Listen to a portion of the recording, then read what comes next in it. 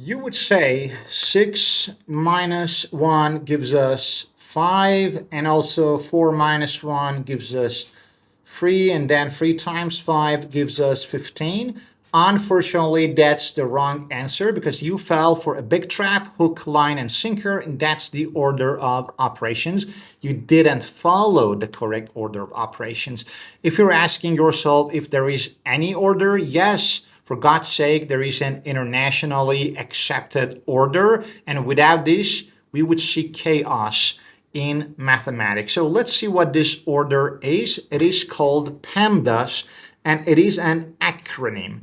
So P in PEMDAS stands for parentheses, E for exponents, M for multiplication, D for division, A for addition, and S for subtraction. And this gives us an arrow of priority from the highest to the lowest priority. What PEMDAS tells us is that parentheses and grouping symbols have the highest priority. Go for them at first, then go for exponents, then for multiplication and division from left to right. They have the same priority. And finally, go for addition and subtraction from left to right. So that being said, let's do the original expression. But for God's sake, let's learn PEMDAS once for all. So never be lost. Learn PEMDAS. That's, I think, this sentence has become my motto or my slogan.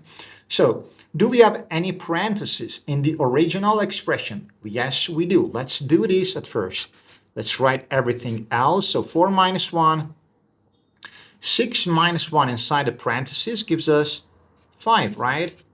Okay, so now we have a multiplication and a subtraction. We must do the multiplication at first. So probably that's the mistake or that's the trap that you fell for.